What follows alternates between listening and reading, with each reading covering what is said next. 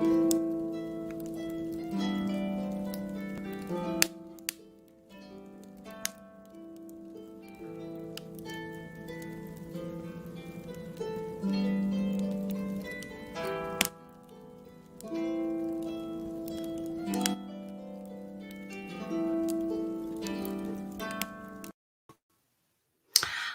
there, Jeeva Corja. Good evening to you. If you're in this part of the world, good morning to you or good afternoon to you. Welcome to another Fireside Chat. This is Eimear Burke here, coming to you brought to you by the Order of Bards, Ovates and Druids. So just type in your name and let me know where you're from. Hi, Lisa from Washington, from Utah, Luna Fire Oak. How are you? Hi, Stefan. Lovely to see you. Hi, Jamie from Ohio. Lovely to see you too. So where have we got? Hi, Blake. And there's Shanti from New Zealand. I'm very impressed getting up so early to listen to this. And there's Texas and Montreal. And hi, Shanda from Oklahoma and Ava from Belgium. Lovely to see you all here. Great. And Perry from BC and Frederic from France. Lovely. And John from Ipswich. Great. Lovely to see you. And a very, very happy autumn equinox. So say Banachti, Conach Danor, Jeev Galer, happy Alban Erfed. So lovely to see you all. And we've got Philip from Scotland. Wonderful. And Gunter from Switzerland and Sue from Norfolk. And that's really interesting because we are going to Norfolk this evening. And let me introduce you to my guest this evening, and it's Chrissie Kimber. Hi. Hi, Chrissie. You're so welcome. Hi, I'm delighted to be here. Terrified as well. And nice to know Sue's here and Shanda and Blake, who, all know me. Great. Can you plug in there's a bit of an echo. I don't know if you can hear it. People hear an echo. If you just plug in your speakers, maybe just make sure that they're on. Yeah, I've just done that. Does that help? Okay. Yeah. No, there's still I don't know what happens. It didn't a few minutes ago, but sometimes this when there's a shift that you have no echo here. Thanks, Katie. That's all right then. I'll just put up with it. So, Chrissie, it's so lovely to have you here. Yeah. And I don't know how long I've known you. I probably met you at a Druid Gorset, wasn't it? No, we met slightly before that. It was the first Celebrants 4-day course that Philip put on, and River was there, and you and Paul, and a few others. That's right. That was 2014. Actually, it was this time in 2014. It was around the equinox. Yeah. Oh, wonderful. So, just tell us about where you are and I know I've been to Norfolk once. Tell me what it's like, or tell our audience what it's like, should I say? Norfolk is really beautiful, really quiet. It takes 2 hours longer to get to Norfolk than anywhere else. So if your sat nav said 5 hours, add another 2 hours, it will take 7, as I think you discovered when you tried to get here. And what's beautiful about it is it's really flat, and you get 360-degree skies. So our grove's called the Big Sky Grove because you can turn around and you get sky, every landscape is sky. There's no mountains. And I live by the coast, so I get Broads. So there's a lot of water around here.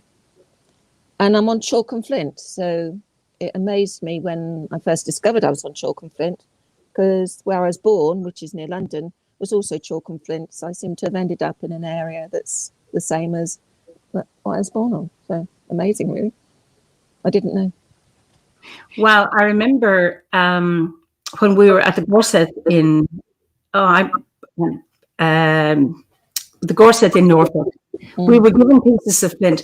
Now, my sound is funny. I'm just going to check why there's an echo. My mic's in front of me. I don't know. I'm just going to check. Just excuse me, everybody, while I do this. I have echo cancellation. I don't understand why it's like this. And it's stopped now. Oh, no, it's back again. I think maybe, Chrissie, if you can mute while I'm speaking, that might help a little bit, just to see. How do I do that? Bottom left-hand corner, you'll see a little icon that says mute. No. Oh, there's a The mic. That's the one. Just click on that. Now the echo's gone. Okay. So anyway, so we're going to have to going back and forth. So there's no echo now because you're on mute. So there's something, I'm not too sure what it is. Anyway, I'm no techie. I'm familiar with lots of technical breakdowns and things, but not so familiar with the solutions. Apologies for that. Okay, so some people find the sound will be fine now because it sounds okay to me. I don't hear any echo. So yes, it was lovely to get these gifts of flint. So what's chalk and flint like in terms of a landscape? You don't actually notice it. I mean, there's a chalk reef just out to sea, which you don't actually see. We don't have cliffs as such. So we haven't got like the White Cliffs of Dover, which you'd obviously see the chalk. When you walk on the beach, sometimes you can see some chalk underneath, and you don't actually notice the flint because we've got a very clayey soil. But where I walk in the woods, some of the stones have come up to the surface. So yeah, you get some stones there, but it's not obviously really rocky or really chalky. It's quite hidden. Okay. And oh, can you mute again? Sorry about this. The most famous person I know of from Norwich is Julian of Norwich. And I know her prayer, all will be well. Yes, I know a chant. All will be well, all will be well, and all manner of things will be well. And it's really, really interesting because she lived in a cell that I think she'd locked herself in for years, and she would speak through a window to the community, and they would give her food through this window. So I remember in the Fellowship of Isis, our steward, Cressida, she often invokes and talks about Julian of Norwich and said, she was a great role model for being in lockdown. I've never been to where it was in Norwich. It's too close to home. You know how it is. You live too close, you don't go and visit these places. So, no, I don't know. Not something I've done. I need to have somebody visit me, and then maybe I'll take them. Anyway, when I was at the Druid Gorset, we didn't have time because we were, like you're saying, taking 2 hours longer to get there.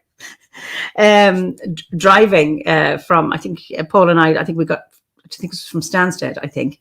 It would have been lovely to stop and have time, but anyway, such is the way with these things, we didn't. But again, for another time. But it's your.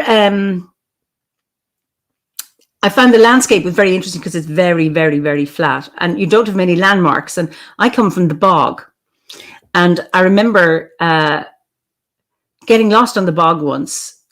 And you think, well, you can't get lost. Everybody will see you because everything is flat.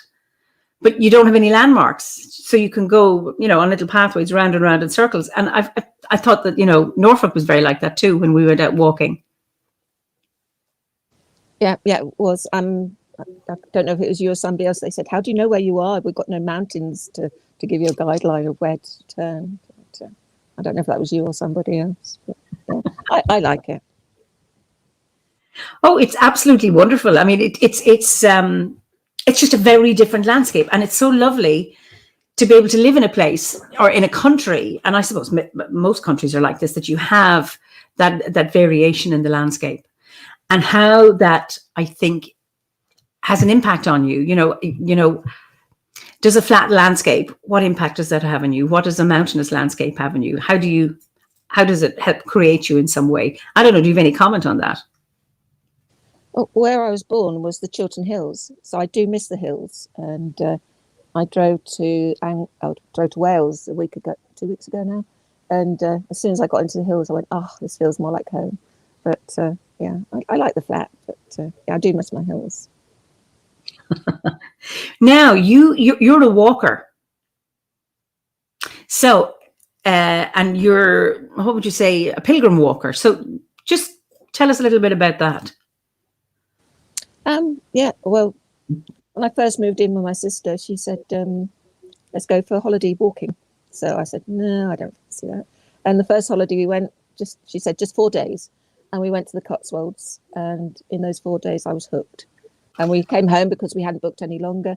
And I said, we've got to go back. And the next week we went back for longer. And we finished the Cotswold Way. So the Cotswold Way was the first long distance walk I did.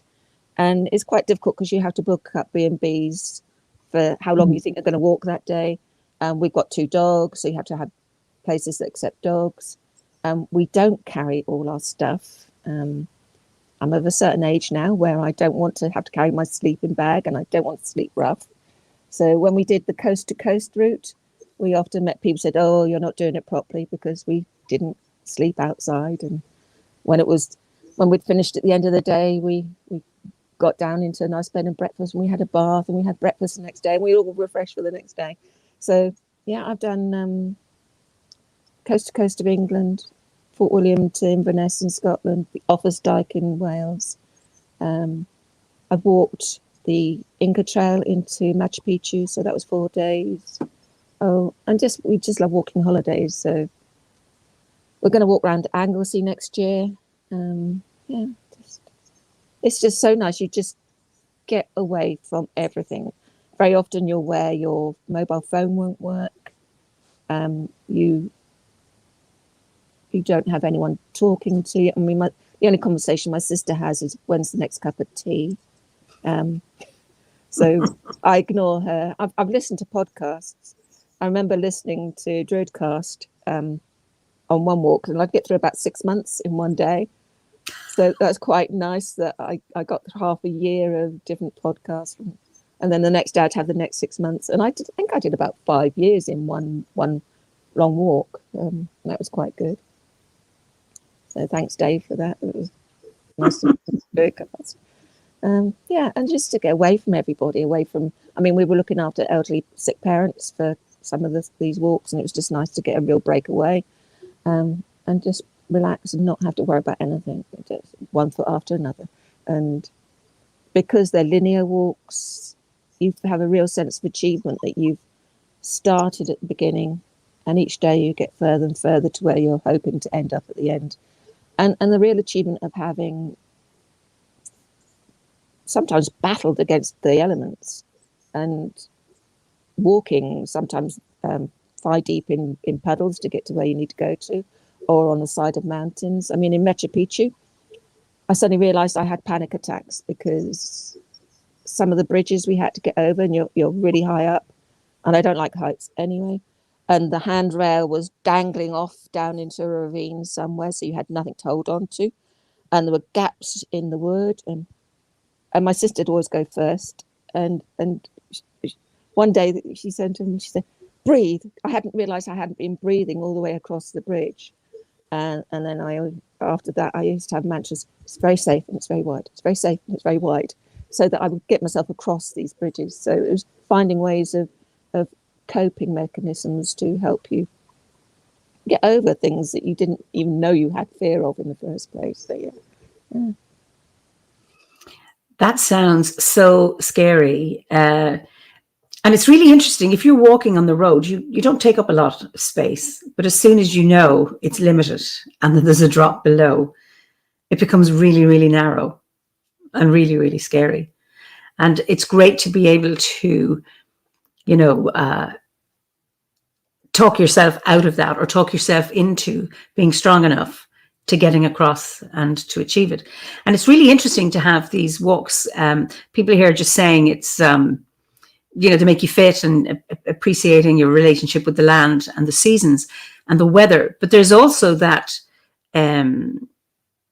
personal challenge to overcome, like you say, fears you didn't know you had, well, because you weren't confronted with them, and how you manage that and engage with that and navigate your way with that. So it's more than just walking, and more than just saying, well, I went from A to B. It's a much more profound experience. I climbed Kilimanjaro when I was 47. And I had tried Mount Kenya when I was 23, and I got altitude sickness and just got petrified, and I couldn't go up the top. And I had a huge sense of failure. And then I said at 47, I managed it. And it was such an amazing experience. and leaving all my, the chatter in my head, the negativity, all the battles, the hang-ups. I was told, leave them at the bottom of the mountain. They'll be waiting for you when you come back. And being able to do that and focus on one step at a time. And it was in September. So I remember doing an equinox ritual on the mountain and engaging with the spirit of place. And to be able to do that was just amazing and a real challenge, When I was doing the coast to coast, it rained and it rained and it rained. And I was actually working through water on the Bardic grade at the time. Who'd know? Yeah. Yes, Blake says we have a few local special trails we go on in all 4 seasons. One can really connect with the place when you traverse it in all seasons. And that's right, because you're seeing the different faces of it. Can't do that with far off places, but it's nice exercise for those close to home spots. And it's really interesting, you sometimes see it on Facebook where people photograph the same place, every day for a year. And you're looking at how it appears. And I think that is absolutely fascinating to be able to engage with the place in all of its seasons, rather than, this is the best time or this is a time of beauty, and to experience the challenges that has. Yeah, I mean, I used to have to take my walks during holidays, prescribed holidays. And so it would often be July, but that didn't guarantee good weather in England. So, yeah. And you do appreciate the scenery. I mean, when you do get good weather, you appreciate the scenery even more. So, absolutely. So Shanti said, it sounds incredible. My family and I are beginning the Rootburn Trail early next year. I don't know if that's in the UK. It'll be my first trail, so I've already started the training. Yeah, during lockdown, my sister was quite poorly. She's one of the vulnerable people, so she wasn't getting out very much. So I'm trying to get in training now for Anglesey, because that's going to be 12 miles a day for 2 weeks. Yeah. And at the moment, she's only doing 2 miles a day. So, yeah, I've got a nagger to get into training. I got up to 8 miles a day, so I've still got a bit to do. So, brilliant. Miles a day, yeah. But it's, if it's too hot, I don't like walking. Don't like it too hot. So I'm going to Anglesey in March, and it'll be wet. I can guarantee it'll be wet. Okay. So it says Rootburn is in the South Island of New Zealand. Okay. I've only been to the north. So do you have a sense of pilgrimage, that when you're doing your walks? I mean, I suppose some of them are old pilgrim routes, are they? Yeah, we did the Ridgeway one year. It was actually during my ovate, and part of my ovate gift was to walk part of the St Mary and Michael line, because it was in Touchstone at the time. Penny was trying to build up a group of druids all the way from St Michael's all the way to Hopton, which is in Norfolk, which is the Michael and Mary line. And it just so happened that year I was going to be walking the Ridgeway, and that was very much a pilgrimage. And right at the beginning, we're at Avebury, and my sister and I sat in the middle of Avebury, is where all the stones are. There's a big stone circle, and some of them are right in the middle of the town. And I was being quite respectful of the stones, and I sat down by the side of the stones with my back to them, these ancient stones. And my sister, being my sister, and I'm quite a muggle, she just sat on them. And we stood up to go, and a pin jagged her right in the middle of her thumb, and there's blood everywhere, and it went all over the stones. I said, there you go, they had their blood sacrifice. So she likes stone circles and things, but she's not she doesn't, I don't think I revere them, but she doesn't have the same respect for them. But yeah, it's it was, but the pilgrimage part of it is, I think, a discovery of myself and my relationship with the land, and just to get away from our social world as we are now. I mean, I'm reading a book at the moment called The Last American Man by somebody Gilbert, I've forgotten her first name. And it's a true story of Eustace, who lived in a teepee and caught his own food and made his own skins. I'd love to do that. I'd really love to do that, but I don't know if I've got the yeah, I also like my central heating and my cooker. And yeah, I don't know if I could really do it, but I like the idea of it. And going on these walks is like a pilgrimage, getting back to basics where you have only got your own stamina to keep you going, really. And that when it gets so you feel, I've had enough now, and you only got, I mean, when we was on Offers Dyke, it was Easter, and there's snow up to the top, about 6 foot of snow. And we did a walk one day, which should only have taken about an hour, 2 hours. And all we had with us, well, we'd had a cup of coffee in a cafe before we started off. So we had the biscuit from the side of the cup of coffee, and I had a bottle of water. That was it. That's all we had, because it was going to be a short walk. But we ended up on the top of the snow, and the snow was higher than the brick walls, so you had no guidance of where you were. And if you got off of the top of the brick walls, so you were in the path that you normally walk on, but of course then you went up to your neck in the snow, so you had to be walking on. And it took us it was 4 or 5 hours, and we still hadn't finished, and we was exhausted. And we found this stone circle wasn't on the map at all. We sat on a stone circle and said, I've had enough. And we just sort of breathed and but we've got to carry on. We've got to get back to where the car is. And we stood up, and funny enough, we were energized again after being in that stone circle. The energy that must have been there from whenever and she said, Michael's sister, she told me, I feel so much better now. I said, so do I. I said, it must have been that stone circle. And she said, yeah, it could have been. So yeah, amazing. That's a beautiful story.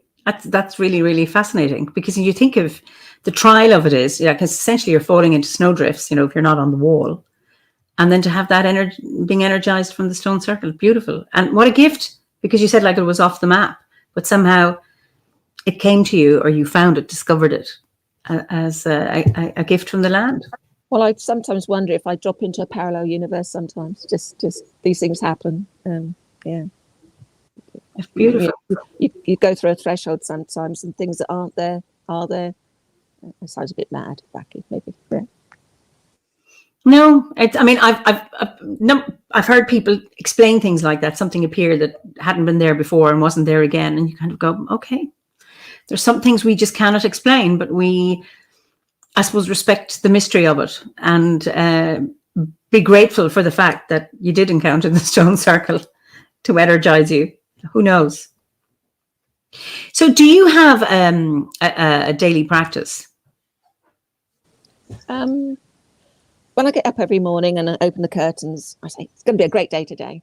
And sometimes if I think about it, I do the standing, I can't remember which grade it was in, but you stand and you just do the breathing, 9 breaths or whatever. And when I'm walking, very much every day, I walk every day, very much appreciating.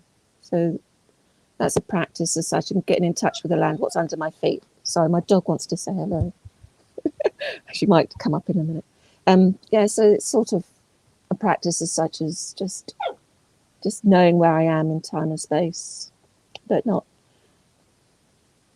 a practice in that I go to deity at all, or I don't actually do deity that much. I used to say at one time I didn't do deity at all, but it's gradually changing. Yeah, so no, I don't have a daily practice as such, more a ritual that, because our grove does rituals, so it becomes sort of, I have a monthly ritual to do now because I've just dedicated to Caradwyn for a year and a day, so that's going to be a monthly ritual. But yeah, and a ritual once a week, bring us on to another topic, is that I do my mentoring emails, and sometimes that means I might read them as they come in, and sometimes they need a little bit of thinking about. So I'll do my walk and I'll be thinking about the email that I've been written, and I'll breathe into it, and next day I'll sit down and I don't have an idea in my head of what I'm going to write, and all of a sudden it just comes and an answer comes, and sometimes I get a lovely response back saying that's just what I needed to hear, or thank you for that idea, or so I suppose that's a weekly sit down ritual to do those. So Shanda says, I love you, Chrissie Kimber. So just, I mean, I've had members who are guests on this chat who are mentors, but we never actually talked about it. So what's it like being a mentor? Susie Barnes says you're an awesome mentor. So so what's it like for you, and why did you decide to be a mentor?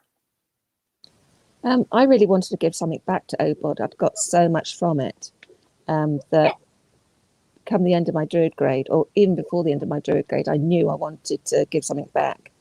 And I just love people, and I'm very nosy. And I just thought I can give back by being a mentor. And sorry, you asked another question there, and it's gone. But did you say, what do I get from it? Or something? What brought you to it? Yeah, it was just the wanting to give something back that brought me to being a mentor. And although I give something back in that I am a mentor, I get so much more from it. I mean, my Bardic grade, I didn't even ask for a mentor. I didn't read the instructions properly, and I didn't understand that you had to ask for a mentor. I thought, oh, they've just forgotten to give me one. So I didn't have one. And then come the end of the year review, it said you've got to write to your mentor. I thought, I haven't got one. So I had to write for one then. And it might make some of my students, if they're listening, feel a bit happier that I had to put my Bardic review in 5 times. I hadn't written about the Wheel of the Year because the Wheel of the Year was so natural to me. I didn't think I had to write about it because it said, what did you get from the course? Well, I already did the Wheel of the Year because I'd been a witch for so many years. And so I didn't write about that. And there was lots of things I missed out. So 5 times I had to send it in the end. So I passed it eventually.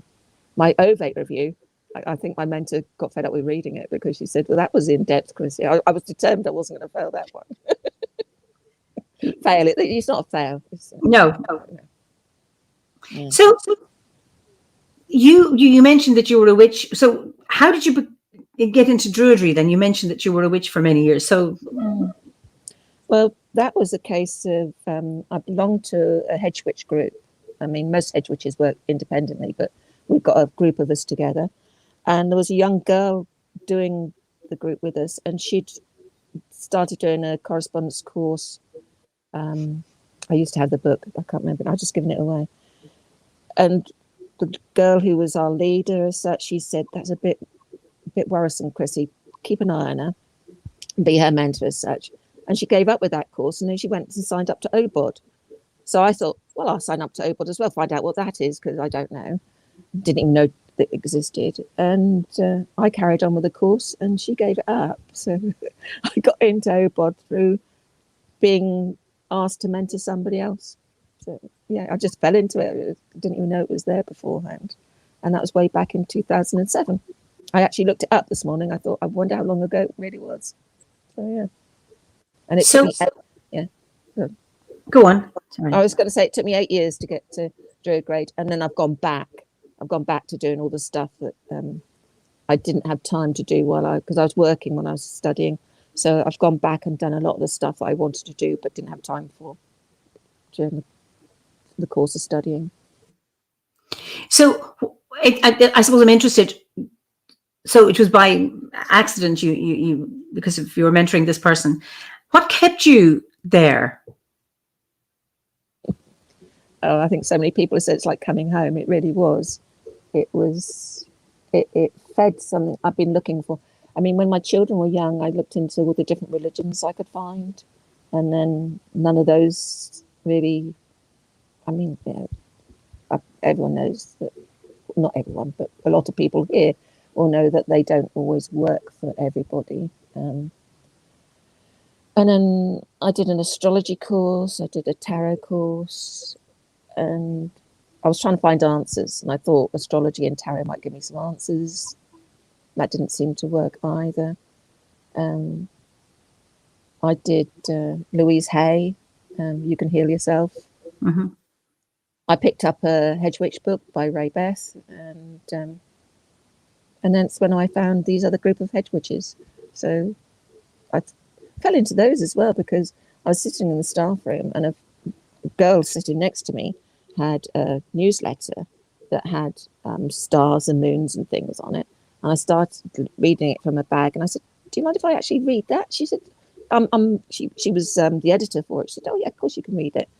I said, "This is really interesting." She said, "Well, we meet once a month." And that was a group of people who just met, all religions met at the Quaker rooms locally, and talked about all sorts of things that were pagan-y and non-pagan-y. But that's where I met the hedge witches. So that's how one of them said to me, "Did I want to go on something, we on chat over coffees and things?" She said, "You sound like a hedge witch, Chrissie. Come and join us." Yeah. Oh, that's wonderful. So, what kind of your creativity? How do you, I suppose, how does your creativity manifest itself in your life, and how do you get the inspiration or the amas or the awan for it? Yeah, because being a mentor, a lot of people say, "I'm not a poet, I'm not a musician, I'm not a storyteller." And I used to say, "Don't worry about it. I'm not either. I can't." I said, "How you put your coat on can be creative." When I was in the classroom, I used to be creative in how I used to try and get people to understand topics that were difficult for them. And I just make things now. I've just, today I thought, how many things do I make? So I went into making spoons. So a few spoons, different spoons. Bending wire was quite a good thing. Sorry, what's the bending wire? Yeah, that's a tree there that's got some gems. That's a tree. Believe it or not, that is a tree. That's my first attempt at bending wire. And then I've got great bracelets, and I've gone into glass making, made some beads, different beads, different sort of glass making. I'm not very artistic, so the Arwen comes up a lot. Oh, absolutely. That's very nice. That's a suncatcher thing. And like I said, I'm not artistic, so wool comes into it. I've made a cushion. So again, the Arwen. The Arwen's very easy to draw. Is that knitted or crocheted or felted or what? No, it's not either of those. It is a punch needle. So there's lots of little loops. I don't know if you can see. Yes. Lots of little loops there, and it's on a canvas. So that's very easy to do. But what I'm wearing, I made that. This is felt and crochet together. So the material there is felt, which I made, and then crocheted it here. Wood carving again. Oh, this is show and tell, isn't it? It is. I carved that. Went to a workshop to learn how to do that. I don't have enough chisels to do that again. There was about 50 different chisels, and yeah, they're expensive. Chisels are really expensive. And I make animals. Oh, I can't see him. I don't know which way to pose him. He needs a bit of tidy up. Yeah, I make things. So yeah, so my creativity is making things. The blanket behind me. There we go. Oh, lovely. I crocheted that. Yeah. So, and today, because I was nervous today, I started a new project. So started that today. Beautiful, beautiful. Yeah. So I was nervous. I had to keep my mind busy. So yeah. So yes, I make things. Well, Katie Smith says the directional north, south, east, and west wreaths you made are amazing. Oh yes, the one behind me there is east. I don't know if you can see it. I'd have to get up. There's lots of ribbons all tied around. Beautiful. Frame. And then yeah. Oh, and that's one of my cloaks there in the background as well. So I've made all my cloaks and robes. Beautiful. Julia Foyle says, you say you're not very artistic. I disagree. These are wonderful. So you're getting lots of lovely reactions to your your creations. And Shanda calls it fiber meditation. Yeah, it needed it. But you see, I live with a sister who went to art college, and so she can draw horses and people. She's not very good at hands, and that's the only thing she's not very good at. But she's very clever, and I can't compete with that. Yeah. I don't consider myself that good. Oh, there's no competition. It's that you express it in your own way.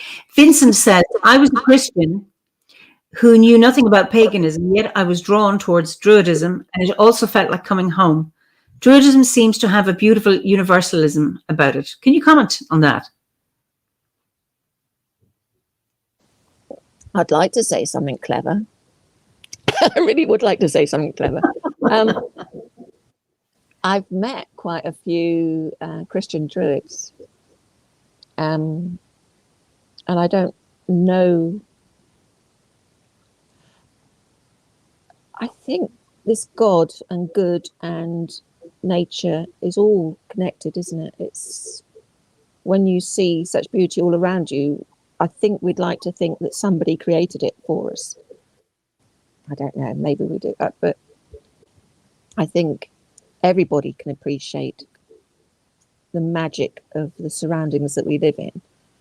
And that's universal. So I think people 5,000 years ago, when they first started to make religion, thought of somebody creating it for them. I don't know.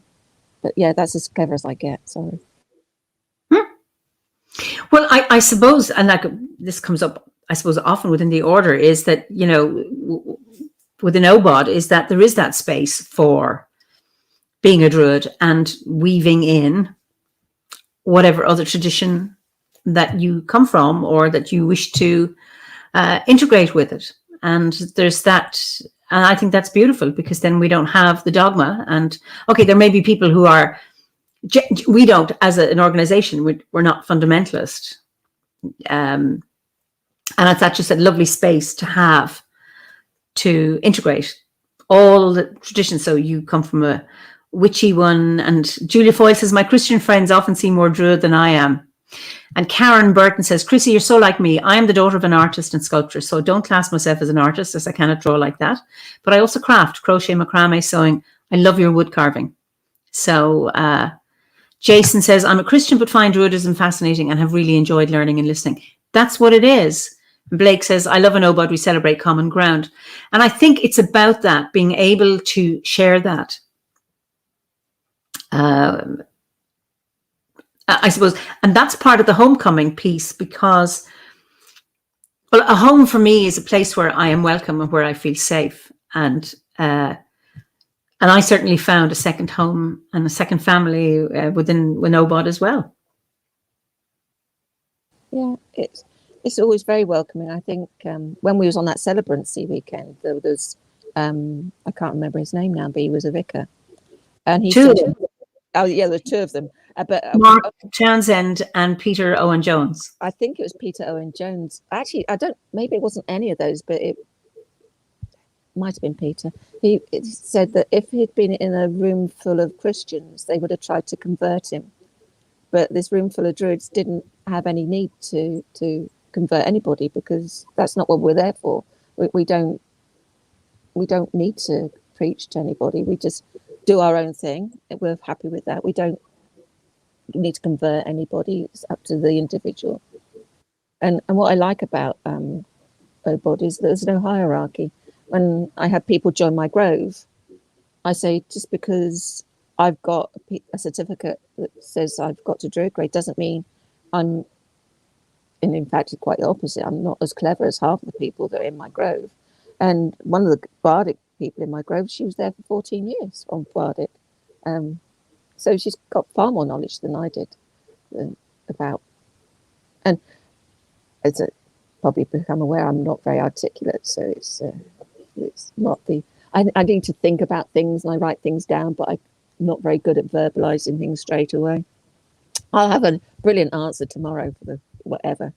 And also people have to remember that what I say today isn't necessarily how I'm going to feel in about 5 minutes or 10 minutes or next week. I change. I am. Despite my age, I very much believe in changing. So if somebody says something to me and I might disagree with it today, I might think about it and I might agree with it when I've thought about it a bit more. Or things I use. I mean, I remember writing a project at school once, and I was writing about Elton John because I love Elton John. And there was a song there about whores on the street, which I didn't even know what a whore was particularly. So I had to be taught. And at the beginning, I'd written something which was quite judgmental. And by the end of about a month later, I had to I had to get a piece of paper and stick it over because I'd totally changed my mind. And it was more accommodating and understanding. And that's, so something I say today, if I upset anyone, I'm sorry. I don't think I will, but who knows what comes out of my mouth. I very rarely think first. So, I think I'm still learning. And I think that's what I loved about the OBOD course is I kept learning and learning. And then when the OBOD course had finished, I thought, what can I do next? And I tried to join another Druid group. And they said, so we're going to give it to people first who are less experienced. So after a few rude words, I went in the shower and I think the water helped because it got the emotions. I thought, what do I want? What do I need? And I thought, what I want to talk to people. And what I need is I want them to be near me and I want them to come to me. Instead of me having to travel, I want them to come to me. So I set up a group called Bardic Banter and Druidic Drivel. Oh, lovely. And people come and visit me and I feed them and we have a chat and we have a little catch up, and then in the afternoon we have a discussion. So we started off with earth and then we went to air and then fire and water and spirit and then other things and all sorts of. So we've got a meeting next week and we're going to talk about balance because it's the equinox. So we're going to talk about the balance of the year. So I started that, and when our grove at the time disbanded, so that I was still the point of contact in Touchstone, I called the Bardic Banter group a grove. But gradually, as the groves got bigger, there's people that joined it that wanted to do ritual, and I was never really keen on ritual, but I've been persuaded since. The more ritual I do, the more I like it. I think when you came to the Druid Gorse, Seth, I said to you, I didn't know which order these things went in because I didn't do that much ritual. I'm quite happy to go and sit with a tree and talk to a tree and get what energies I can and what energy I can get back to a tree, but I don't necessarily do ritual as such. But that's changing. I'm gradually doing more and liking it more. I don't always I will still feel sometimes it's a bit churchy in that you're doing the same things over. But I'm gradually realizing that builds the energy between a group of people so that it becomes more profound and deep within you when you get to the middle bit where you do the whatever the season is that you're celebrating, and you get to that bit, you suddenly feel, this is coming from here. So that beginning bit got me into that space where I could get here to then do the ritual and speak. The opening and the closing is the container for the magic to happen within the rite, and that's the something around the familiar. Like this is the cauldron in which, and the safe place and the sacred place that we recognize and that is familiar, and then the magic happens in the rite. There's a number of Sue. I just want to check that I don't. Wait a second. My mouse is acting up a little bit. Sue says, what did she say? An open mind is a changeable mind, and it's a wonderful thing to be open to other ideas. And I think that's really, really important that we have that. And that's something I think within the order that it allows that and encourages it. And I like that, to say, yeah, of course you can be wrong. And it's not that you're fickle, but that you're open to reflection and to change, which I think is really, really important. Who says? Susan says, Sue says, Bardic Banter and Druidic Drivel was your best idea ever, Chrissie. Thanks, Sue. Yeah, it was a good idea. And it came because somebody told me, no, you can't join our group. So I made a group instead. Oh, excellent. Absolutely. Yeah. But learning goes on and on. And like I said, I didn't used to like ritual, and now I'm gradually learning to like it and do more. Well, I suppose I came from a Roman Catholic background, so rejected ritual. And so if anyone mentioned the word prayer, I would go, or God, or anything like that. And yet I did not want ritual. It was around to find a ritual that was meaningful. Julia says, I totally agree. Solo ritual seems like doing church stuff for me. I'm more comfortable doing ritual with people. There's something around the co-creation of that. You know, where two or three are gathered in the name of spirit, then spirit is there. Where if I'm on my own, I like to sit and be still and sit with the trees, or a connection in that way. But so the order allowed me, it gave me a framework, you know, when I joined first, a framework from which to create ritual. And that's been really, really beautiful. And there's somebody else who prefers, you see, and then again, some people prefer solitary ritual. It's more tailored to the individual. And that's, again, you know, when we get the books, is there's the solo ritual and there's the group ritual. And that you express your druidry in the way that's most meaningful for you. And that's what I love about that freedom within the order to do that and to explore all of that. Yeah, I always encourage my students when they write their reviews to say the bits they didn't like as well as the bits they did like. I remember one of the bits asked me to revere a tree. I thought, I don't revere trees. I didn't like the word revere.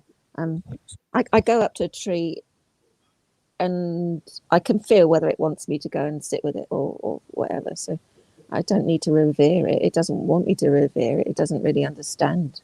Well, in my opinion, they don't understand that they're there, I'm there, and sometimes we can share some time together. And also another bit that I didn't like during Bardic was the story of Taliesin. And I thought, if I hear that word Taliesin one more time, I'm going to scream, because it kept coming up. And when I finished the whole of the Druid grade, I joined the Anglesey Order, and there I've learnt to love the Mabinogi stories and Taliesin, and now quite often you'll find me telling the story of Taliesin. So I've totally changed roundabout there. What changed for you? I think it was a bit like deity. I didn't understand, and with the Anglesey Order, you become, or you put yourself in the position of every single character in the story. So you are Taliesin, you are Gwion-bach, you are Ceridwen, you are Morda. You become all the people. You're Manwyddan, you're Branwen. You become all the people in the stories, and you put yourself as that.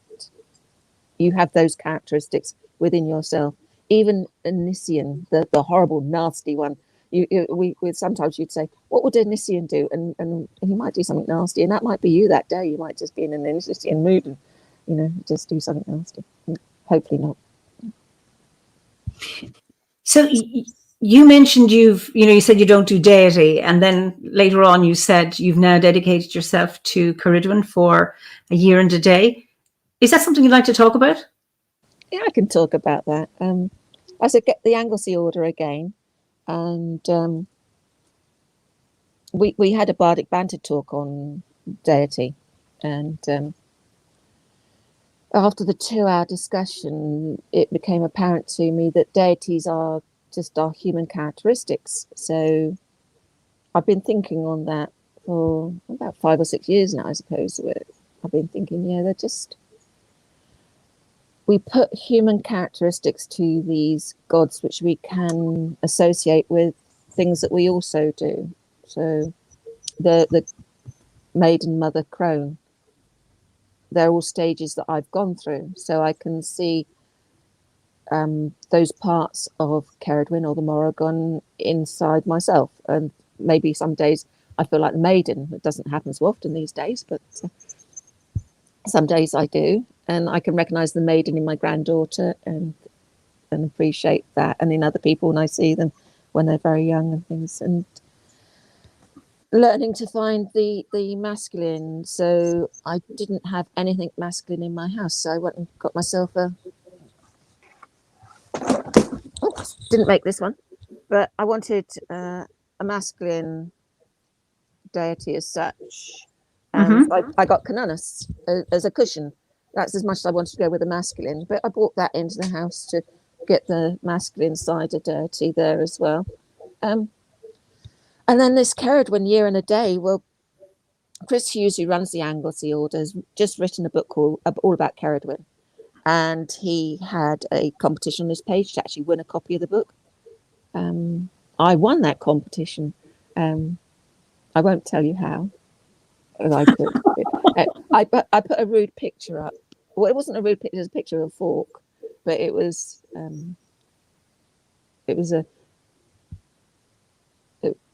about going on diets, because Chris Hughes and myself are always on diets, and the fork, instead of it had the F and then the K with the two missing letters in the middle, and it was talking about diets, and you had to put something funny on the Anglesey website page, which was this picture and about diets, and then you also had to advertise his book on your own webpage. So you advertised his book, and so people in the Anglesey Order all did that, and I was the lucky one who won his book. So I thought, oh, this means something. I've won a book about a goddess who I don't normally follow, and I made myself sit down and read it and take notes, and got to understand a little bit more about Ceridwen.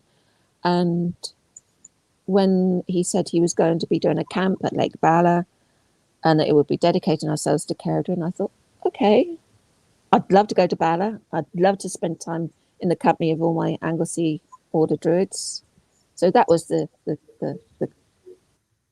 hook that got me dragged in, and the book. And we did some wonderful rituals, and one of the evening rituals, we actually gave a dedication that we'd written to Ceridwen, and as my piece of paper went into the cauldron and was burnt, I mean, before I went up to that cauldron, my heart was going, I don't know why. It just started to beat ever so hard. And when my dedication went in, my heart dropped, and something in my body just dropped into the earth, and it said, gotcha.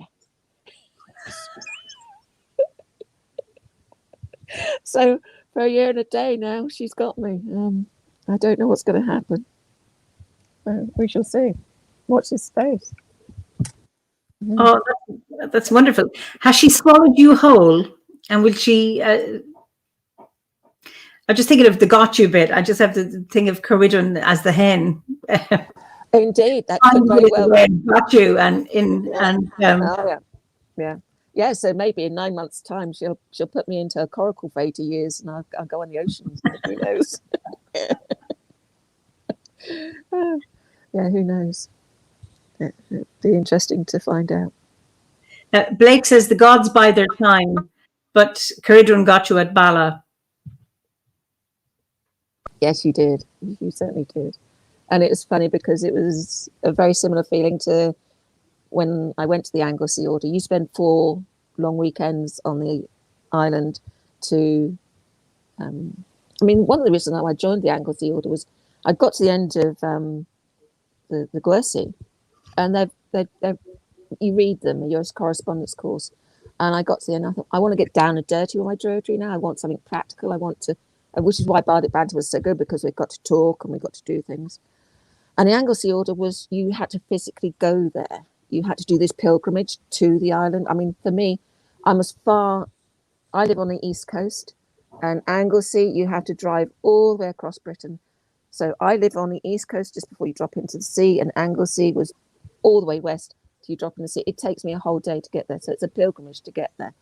And the very first night we're there and we do a ritual, and I had the same feeling then that all my body went down into the island, which is called Mon, the island in and my whole body just felt like it dropped into there. So I'm now a part of me is always on Anglesey, always. Yeah. And that changed me. That whole lot of calls changed me. Yeah. I find that fascinating when you go to a place that isn't yours and you find that deep, deep connection, like you talk about dropping into the landscape. How you don't have to be from there to feel that connection. So why is that? Is that an ancestral connection? Is it maybe past lives? I've no idea. What do you think? I think it could. I mean, I'm a real mongrel. I mean, my grandmother was Irish. My maiden name is the capital of Yorkshire in Wensleydale. So, and we've got a kilt, so I've got Scottish blood in there as well. But I'm also a bit French because there's people in my family with the surname Dufresne. So there's some French in there as well. Yeah, so I'm a mongrel. I haven't done my DNA to find out what my ancestry is, but I think, yeah, there are places where you just feel, I know this place. This place knows me, and you feel very comfortable there. So, but I was thinking about ancestry because you often ask a question about what's your legacy as an ancestor, and I've been thinking about this question quite a bit. I mean, I've left my DNA with my sons. I'm a little bit sad that I didn't have daughters because you know how your grandmother had in her womb the egg that your mother and your son. I'm a bit sad I didn't have daughters in that respect, that ancestry isn't there. But when I visited places like New Zealand and Australia and places where the ancestors, I mean, I'm not going to word this very well, but you know when you go to a place of beauty and they say take any pictures and leave any footprints? Yeah. It's a bit like in New Zealand when I went there, the only evidence you had that there had been a civilization there was the beautiful hand-painted on the wall that was in stones and caves. You had to have these pictures. But there was no Stonehenge, there was no ugly Edwardian, they weren't ugly Edwardian building. I don't know what an Edwardian building, and there was no Georgian building, no castles, no slums. There was no buildings or monuments from those people of the past, those ancestors. They had only left some paintings on a wall. There was no buildings, there was no teepees, there was nothing. So ancestors don't have to leave physical stuff to leave, I don't know, that atmosphere that you get when you walk the land, that age, those ley lines that call to you. When I walk the Ridgeway, it's the one walk I've done where it felt like a motorway still. There was, and there was people on bikes going really fast, and it felt very busy. Whereas sometimes when you walk the land, you can feel a ley line that people have walked there for ages. And you get that energy, like that stone circle in Wales. You get the energy from the land that's been there since our time began. I think I waffled there. I have no idea what I'm saying anymore. No, I get that. My sense is that what you're picking up is the resonance that, okay, you may not leave, or the ancestors of wherever may not have left a stone monument or a building, but there is a resonance that you can pick up, I think. You hear it, you feel it, you sense it, and that connection. I can't explain that, but it's something that it's like trying to explain what it's like to be in love. You need to have had that experience to be able to. I understand what you're saying, but I'm not being very articulate about it. But I think it's a resonance. Yeah, it can be very strong sometimes. I'm not one of those. I mean, when I was with the Hedge Witch group, they could feel more physical energy, and people could see people's auras and things like that. And I don't get that. As I was saying that, I went to Yorkshire just before lockdown, and there was a stone circle. I think it's Old Meg or something like that. And we drove up to it, and we didn't know where the car park was. And there was a road going through the stone circle to their farm. And as I drove through the stone circle, I don't like this, really don't like this. And it felt so wrong. And I was so happy to turn around and come back and found the car park before you got to the Stone Circle in the end. But it was because there was a road there going through to a farmhouse. And that was... So I felt the energy there. I didn't know really what I was feeling, but it just felt wrong to be driving through it. But there was a whole road through it. It's a bit like Avebury. There's a whole town in the middle of the Stone Circle. Weird. It is. I know I felt a similar thing in, it was a ring fort, a ring of trees on a sacred land, and they put a straight path through it. And I started to walk, and I thought, no, I have to go sunwise. I have to go right around. It just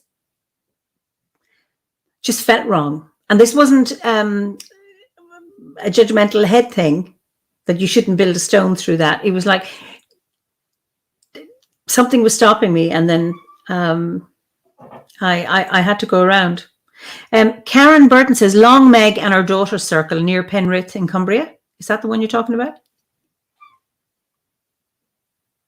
Although I often get words wrong, so hopefully that's the one I mean. But certainly, I'm sure it was that one. So,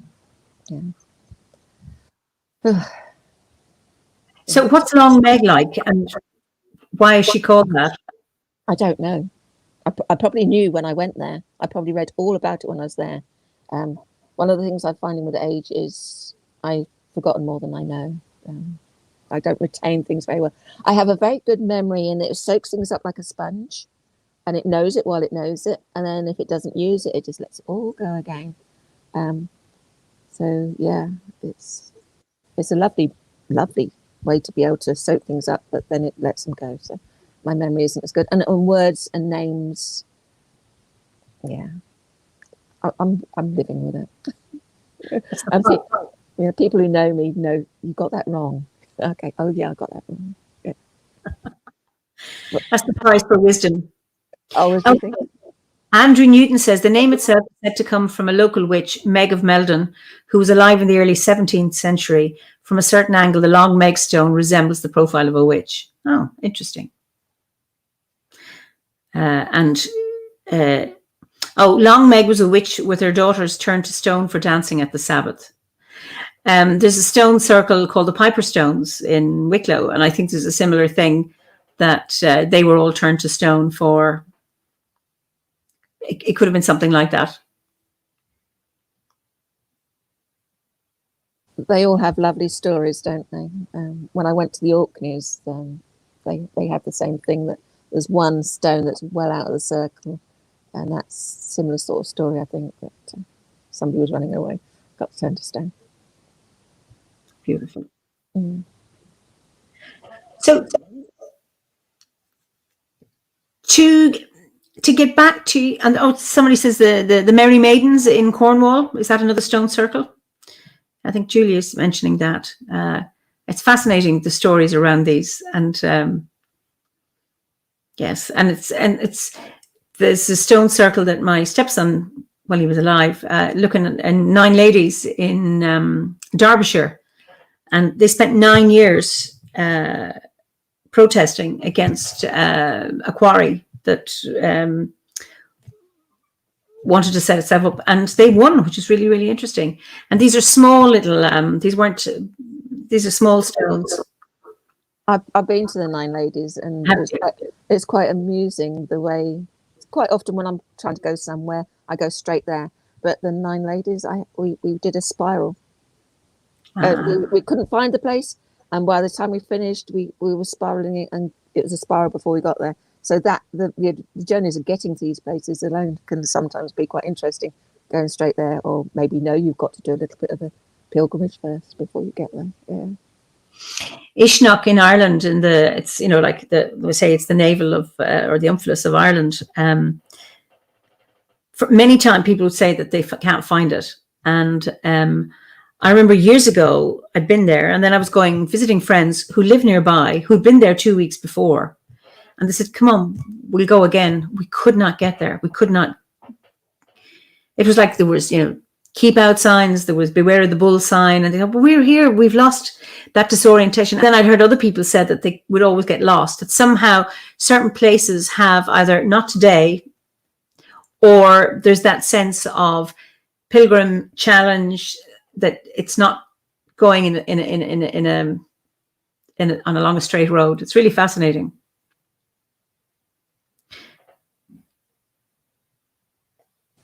Yeah, it's a bit like that stone circle I found that wasn't even on the map on that when I walk in Wales. Was was not on the map, and they're always marked on the maps on the Ordnance Survey. The size of Ordnance Survey we get, they're always on there. So Vincent says, I'll be looking for stone circle lore books after this. It's really interesting. And then Blake says, oh, spirals. Not many stone circles like the States, but reminds me of how much I love labyrinths. And we do have those, even if modern, just as sacred in their own way. Yeah, I have a labyrinth in my garden. And that's a really powerful, I suppose, a meditative tool to have that. And John Maddox says, I made a little circle recently. Beautiful. And then there's, anyway, somebody shared a website,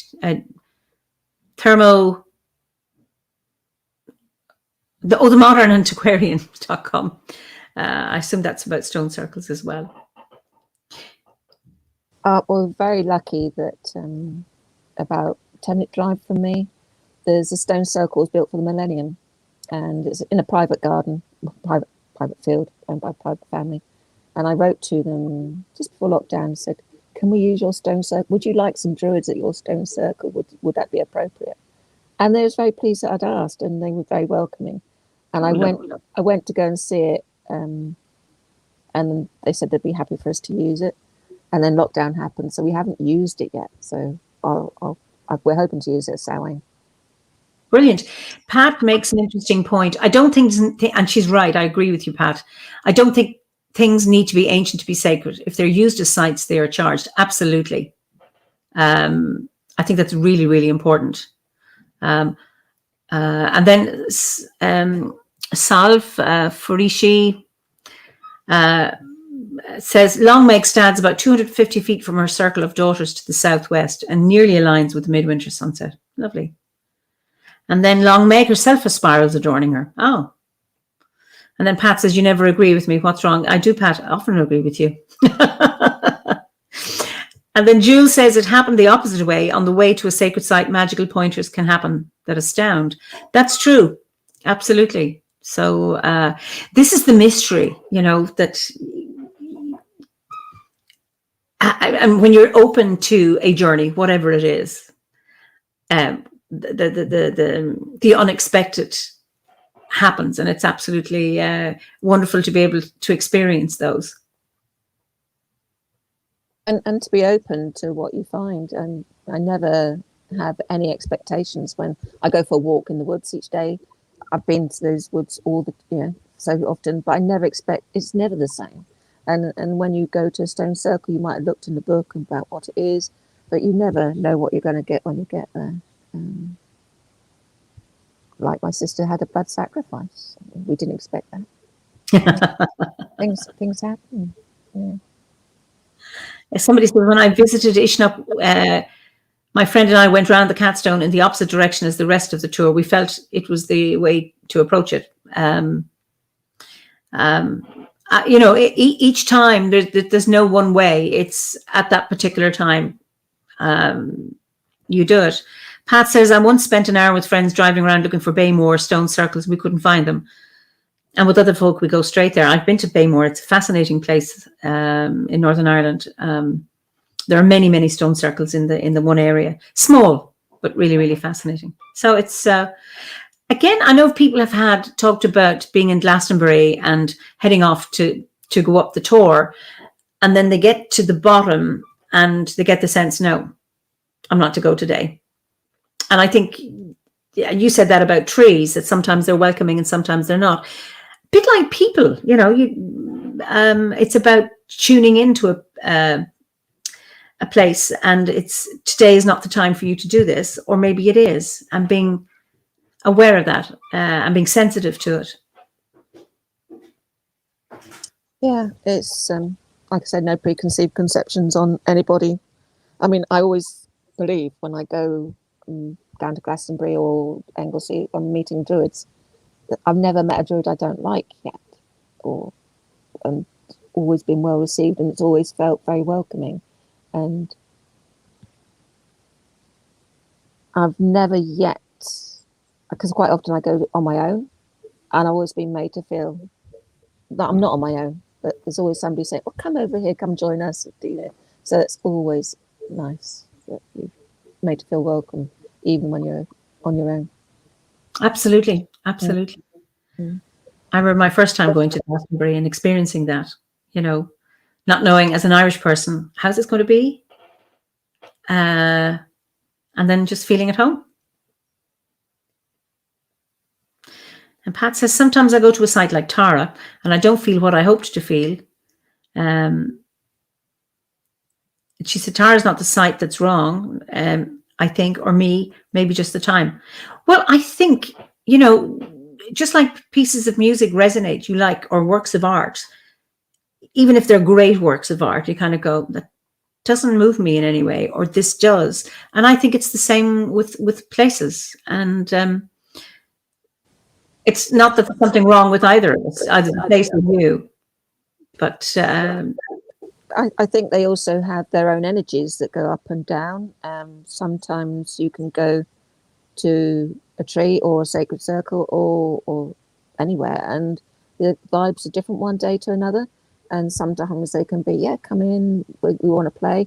And sometimes they can be, you know what, leave us alone today. We're a bit tired today, or we don't want visitors today. And I think stone circles have that as well. And like I said, like Pat was saying, they don't have to be sacred places, any space.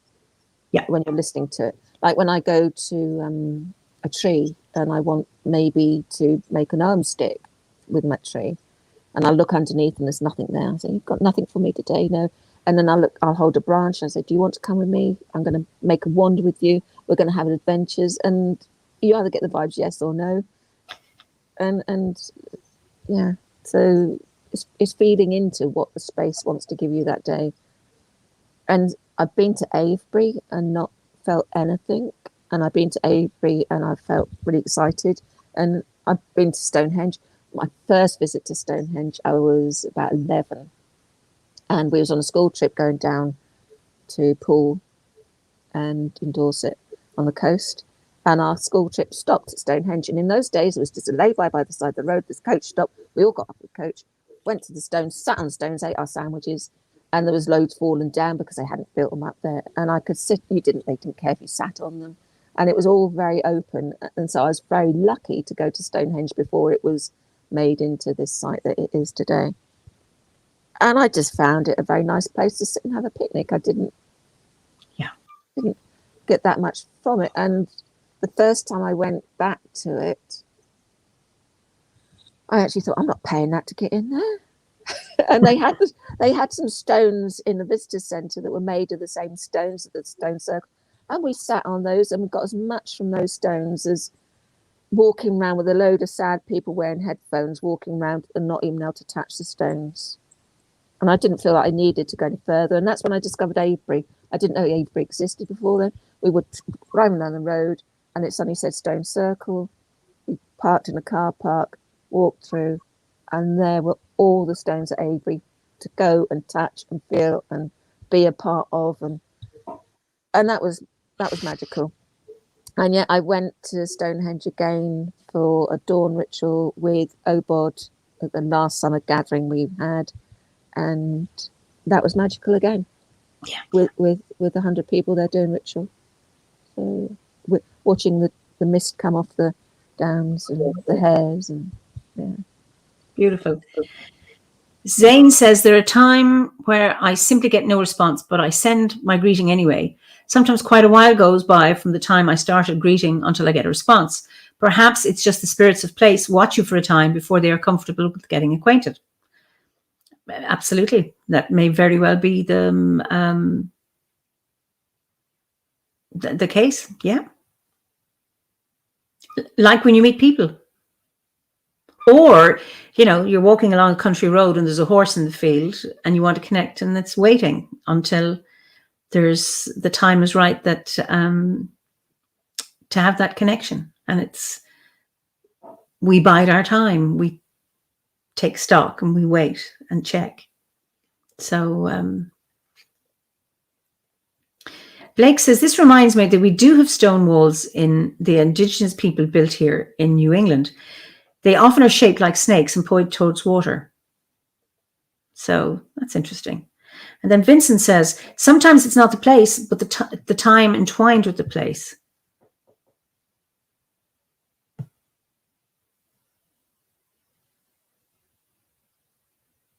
I mean, time can be quite funny when you go to these places as well, can't it? You can sit somewhere and you think you've only been there for 5 minutes, and you suddenly realise you've been there an hour or more. So yeah, time warps in these places as well. But that can be even at my favourite tree or my favourite sit spot, and you just, or when you're doing something you enjoy, time just goes fast, doesn't it? Yeah. It does, and it's lovely to sometimes to lose that sense of time. Just that connection with nature, or wherever it is, a stone circle or beside a tree, and then it's that break, stepping outside into another space, another place, another dimension. It's just and so healing and renewing. It's like what happened to you and your sister on that challenging walk. Yeah, that's what the wonder of nature and the magic of it as well. What would you say you're grateful for, Chrissie?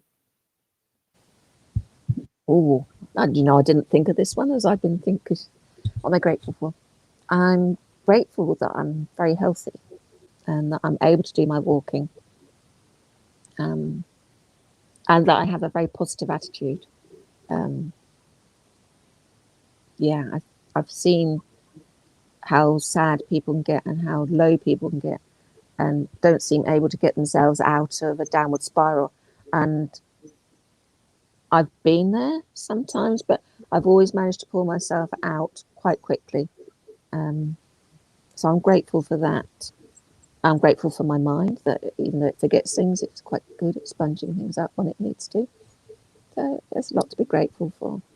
I've not been one of these to write down a gratitude list every day. I've thought about it and I thought, I can't be that. But yeah. I think practicing gratitude for me is just a wonderful exercise. I'm curious as to, when you're in that downward spiral, what do you do to help you come up? I go for a walk. There's a saying that says there's no ill that cannot be solved by a good walk can't solve, or something like that. Being out in nature. When I was working really hard, I was doing 3 or 4 jobs, and working evenings. My sister said to me, she said, "You're very busy. I'll walk the dogs this weekend." And I go, no, if I don't get out, I will break. And so, I go out and I can just sit. And I think being with trees, I think that, is it Chinese or Japanese, say that it's the therapy that they have. I mean, the trees breathe in our carbon dioxide and give us back oxygen. So it's not just airy-fairy. There's some science behind it as well. Yeah, that helps. And talking, community, having people to go to help voice things through. Sometimes just having a sounding board. Yeah. The alcohol. I did go to alcohol when I was very young, but I learned that. Went to the alcohol route when I was younger. Certainly found that wasn't the answer. No. It certainly doesn't deal with depression. Someone just says, sadly, we just lost the wonderful Archdruid of Avery, Terry Dobney, to the Summerlands, who kept great ancestral wisdom of the lineage stones and our connection with them. R.I.P. Okay, I didn't, yeah. Oh yeah, it's Eimear says it's Shinrin-yoku in Japan. Doctors actually prescribe forest walking for health. I know myself that that is so beneficial for me. If I'm upset, or I can ask them to, clear this stress, this anxiety, whatever it is that's going on. Really, really soothing and comforting, and also that notion of breathing in. So I will stand with my back to a tree, and I will share the breath with the tree, and it's absolutely beautiful and just so energizing and cleansing. Yeah, breathing with the tree. I'd forgotten I do that, and just like you say, it's energizing, cleansing, and remembering happy times also helps. Putting yourself back to a time when you're really happy. I wear my Arwen around my neck, and that reminds me that there's a community out there that's given me a lot of comfort. So, and you'll often find me. I haven't played with this tonight, but often, because I don't want to upset the microphones, but it's something I often hold. Yeah. And inner strength as well. Working a lot on mindfulness and inner strength these days. So just touching my heart, things come from my heart, and giving comfort that way, knowing that deep down we did a threshold activity the other week. I've joined a group where it's called Groove. Yeah.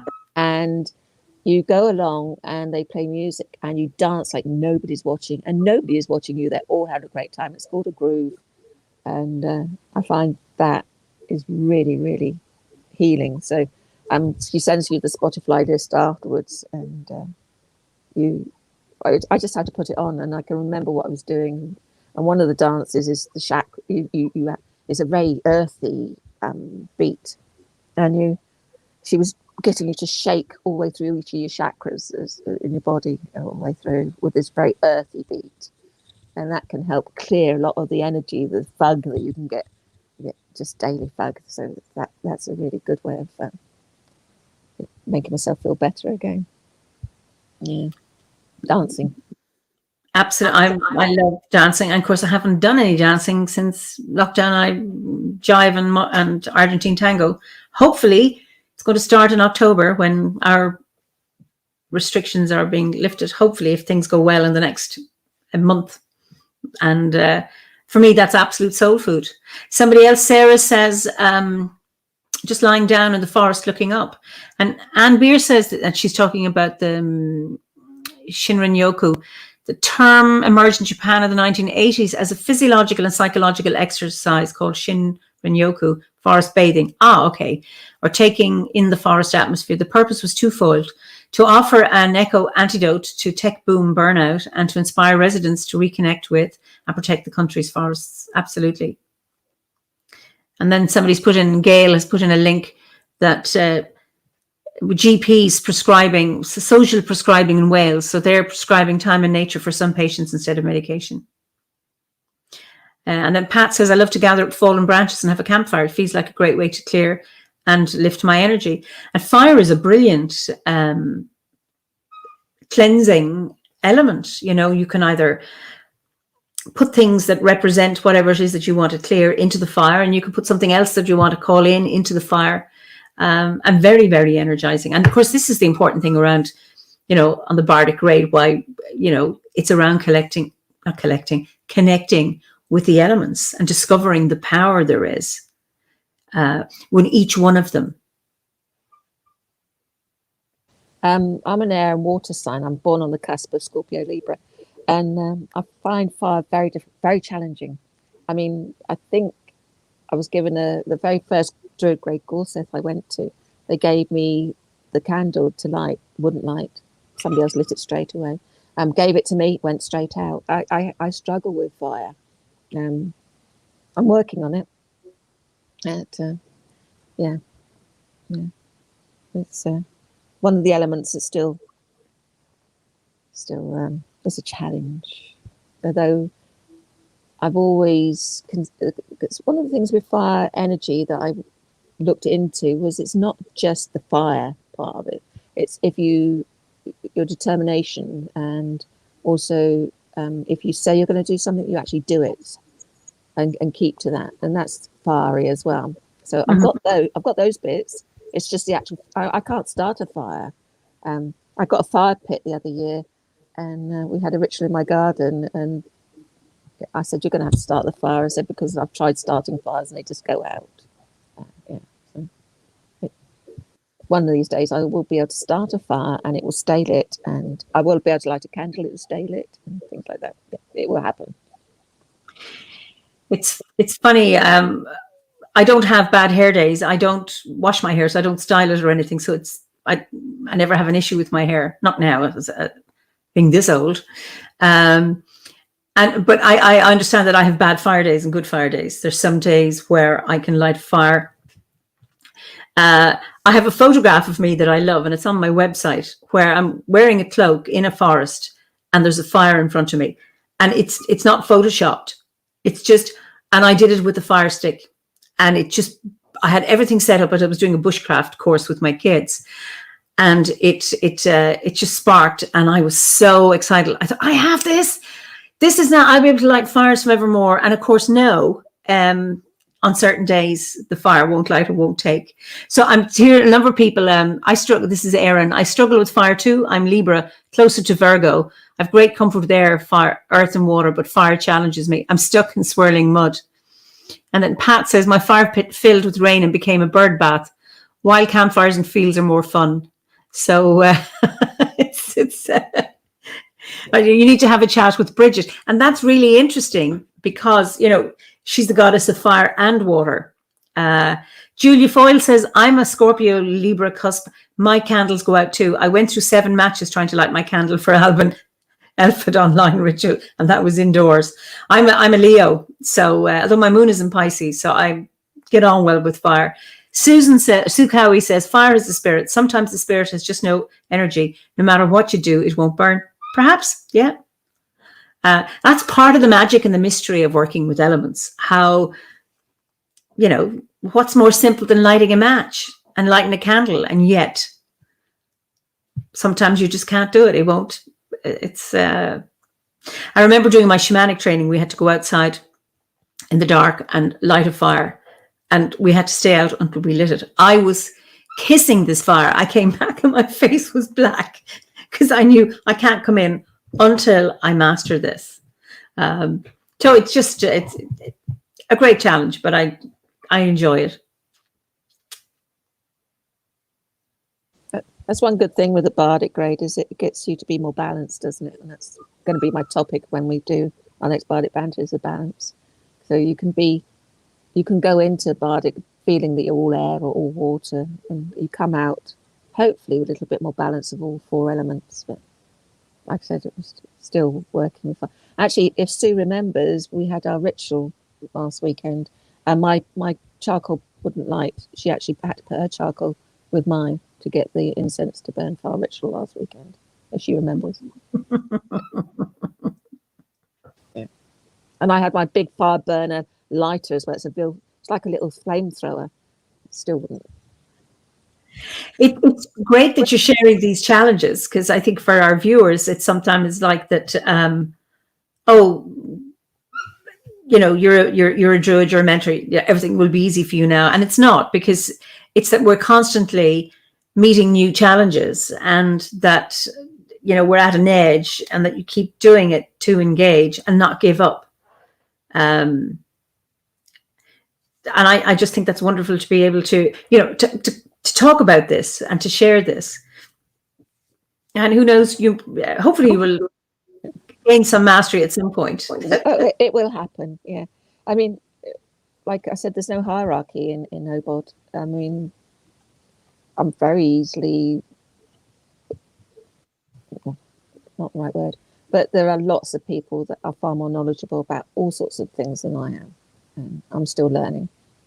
And even when I learn something, I can forget it the next day. So it's constant learning. So.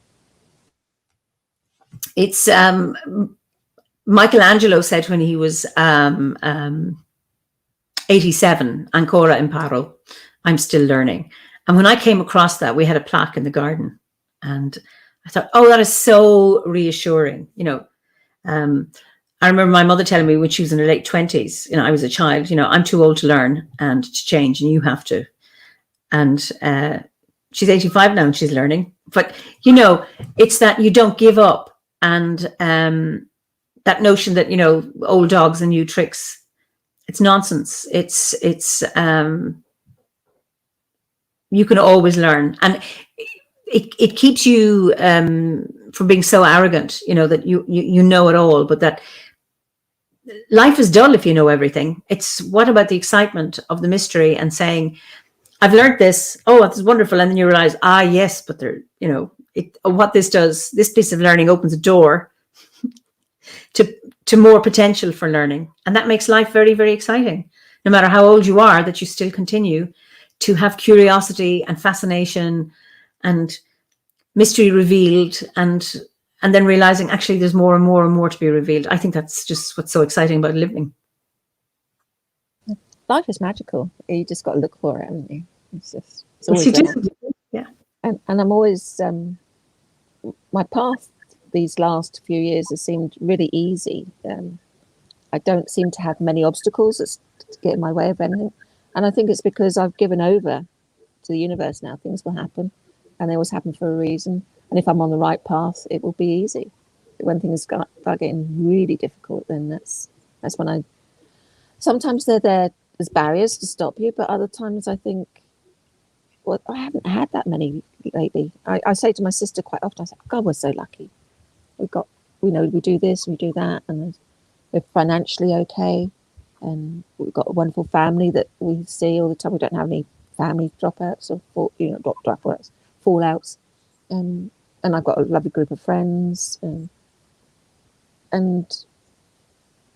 I mean, like tonight, I was saying to a few people, I'm really nervous tonight that know me, and a lot of them have turned up. I can't actually see the chat. I don't know if it's on, maybe it's just that I don't see it, but you've been telling me that they're there, and I just know they're there because they want to be there to help me, and so that love's there, and things are easier, aren't they? Another thing to be grateful for. It's lovely. When I had Ferdiad as my guest last week, and he was talking about his experience with COVID. And I asked him, what did he learn from it? And the one thing he says that I'm loved. And I think that, these people who've turned up for you, knowing that you were going to be on, I don't reveal who's coming on, so you obviously told them, but they're there for you. And, that is such, yes, you are fortunate. And it's just lovely that we have that people turn up in support, and and I love how people come here and join in the conversation. Cindy says, I wish I could be at home giving 100% attention to this chat. So wonderful. Very much looking forward to re-listening. It's those kind of things, and it's okay, we're talking, but then there are other people who are contributing to the conversation, maybe asking questions, so and adding to the conversation with their own. Sue Cowie says, I wouldn't have missed it for the world, Chrissie. So and then Channing says, every time I see rain or snow, I wonder if anyone else is witnessing the same beautiful magic that I am. And I think they're lovely. It's a lovely thought and a reflection to have, when you look at the moon, particularly in the moon, because, it's up in the sky, and knowing that there are other people too, looking at it in awe and fascination and wonder, and maybe connecting with somebody they know who's also looking at the moon. Pat says a group hug. It's that. And it's just lovely to have this platform, for you to be able to talk about what it is you're talking about, and first to share a conversation. And Gabrielle says, isn't everyone fortunate though? Some people go for a less resistant path and others go for the rough one. We're all blessed. I suppose it's being able to recognize it. I think sometimes when you're in a lot of pain, it sometimes is very, very hard to recognize that you're fortunate. I think sometimes that's really hard to, and so the practice of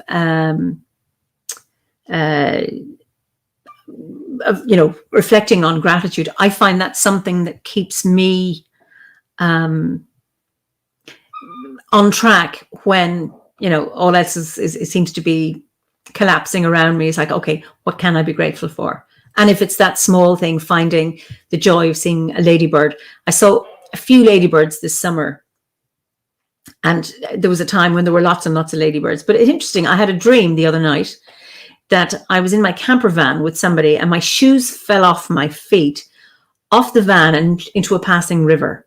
This doesn't make sense. But anyway, I had to take somebody someplace. And then I decided I'm going to come back up and I'm going into the river to see if I can retrieve my shoes. And I came to a bridge and I looked in, and there was a canal beside the river that was shallow, and there were my shoes. And I went in and I walked in the water, but it was shallow. And I picked up my shoe, and it was full of ladybirds. And then there were a queen ladybird. I don't know if there is a queen ladybird, but there's yellow. And then the larvae. And I woke up just feeling so renewed from that dream. So it's those kind of things. You think, okay, I dreamt about ladybirds.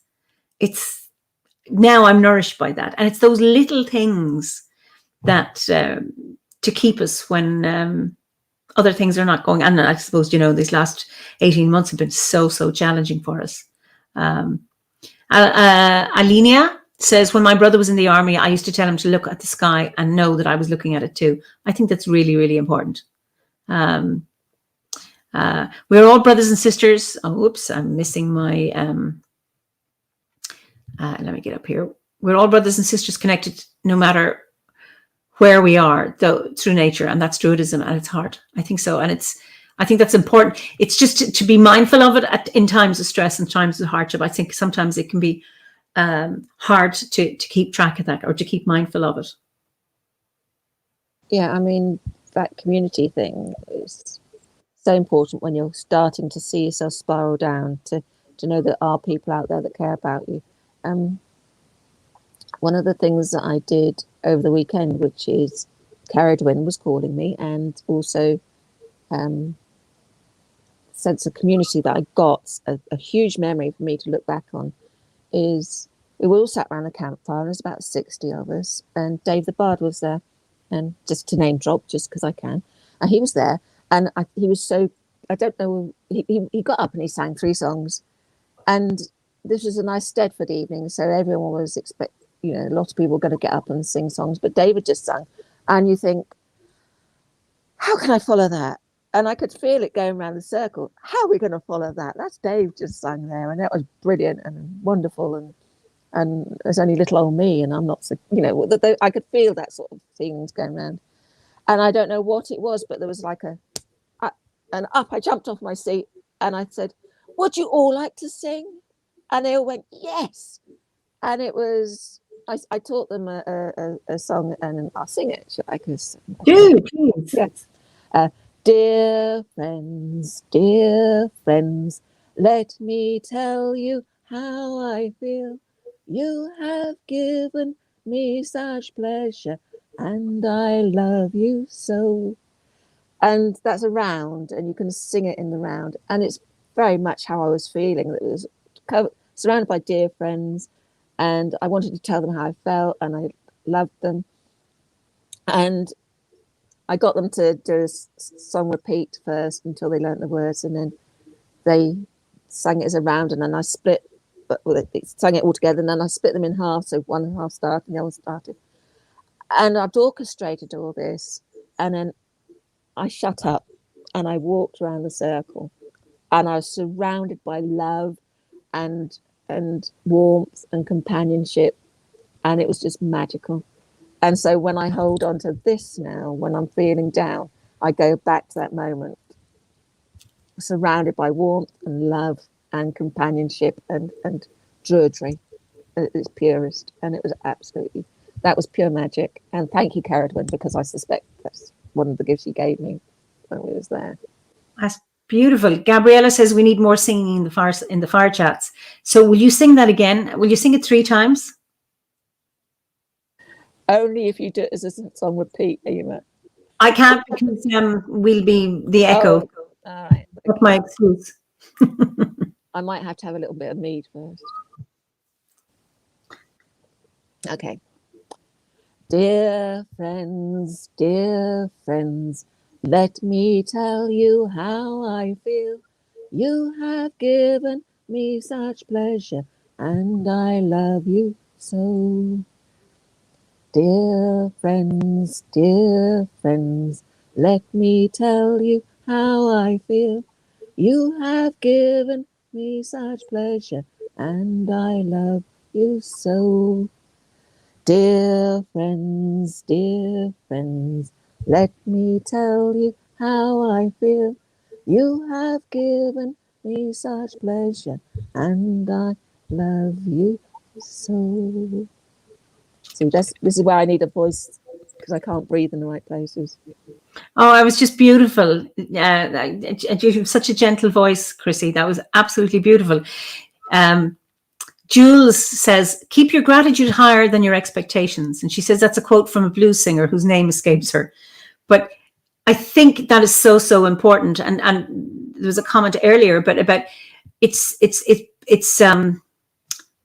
finding the beauty and the things to be grateful in the simplicity, in the simple things, not the big events or the big magical events, but the simplicity of a flower, or like I said, just seeing a ladybird, or listening to a bird, or spotting a little sapling. You know, it's those kind of things that they give me a rush of joy. Salve says, in the stillness of contemplation and reverence, with humbleness and greatest majesty, I call the names of all beloved ones to wrap their loving light around your feet as you tread softly on the forest floor. May you all be blessed with serenity, bathed in luminescence, and greeted by the lords of light and the celestial beings of the high air with exaltation. May you all feast well on love and joyous celebration in the great hall, sipping softly on the sacred whispering chant. That is beautiful. Thank you so much for that. I imagine that's your own bardic creation. And Zane says, that's lovely. I sang it in the round with you and it really worked. Brilliant. And Channing says, lovely, and I'm happy to add it to my bag of songs. So it's a circle of love. This is so much love right now. We are all in a cloud of love. So it's again, it's like feeling grateful for that, for you having agreed to sing it. So that is absolutely beautiful. Caradwin made me do it. Oh, yes. So we're coming to the end of our time, Chrissie. It's been just such a joy talking to you. And usually my last question is what's your favorite season? What's your favorite festival, when we look at the wheel of the year? Yeah. About 30 years ago, I discovered a bloke called Eckhart Tolle who said, live in the now. Yeah. And I've been working on that for 30 years. So my favorite season is now. Wonderful, wonderful. Yeah. And as for rituals, I can never remember which one it is, but there's one ritual where one person says one thing in one ear and another one says something in the other ear. And I love that. I can't remember which ritual it is, but having two people saying two different things in your ear, it's just amazing. I can't remember which ritual it is. And we've done them all this year. But, yeah, I love that. I shall have to find out which ritual it's in, because it's not in the last 3 or 4 that we've done, because I would have picked it out. I don't know which one that is either. And I think you're given a gift of a stone at the end of it as well. Oh, that's the Bealtaine one. Is it? No. Yeah, so it's the masculine and the feminine coming in. Yeah. Okay, so obviously we do it in a different way, but yes, that's it. Yeah. And Sue says we did that on Zoom, didn't we? So I imagine that was the Bealtaine one you did. Yeah. Yeah, I can't remember. I used to miss Bealtaine a lot because I was working then, and it was one of my busiest times of year. So that's not a ritual I've done very often. So it's probably one of the reasons. But Well, Chrissie, it's been such a joy talking to you. And Stefan Macaba, I think Stefan lives in Louth in Ireland. What a kind soul you are, Chrissie. And isn't that a lovely thing to say that? And I agree. So this was a beautiful tonight. Thank you so much for sharing with us. That's from Vincent. So it's been just lovely talking to you. And I look forward to seeing you sometime in the physical, and hopefully, 2022. So fingers crossed for a way out of this. So thank you so much. I'm going to just stay where you are, so switch you off, and then I'll just say goodbye to everybody here. So thank you all for being here this evening and for your wonderful comments. It's just such a joy to talk to Chrissie. So I look forward to seeing you next week when I introduce my next guest. So have a good weekend, be safe and be well, and enjoy the rest of your evening or morning, afternoon or day, wherever you are. And till we meet again, slán go fóill.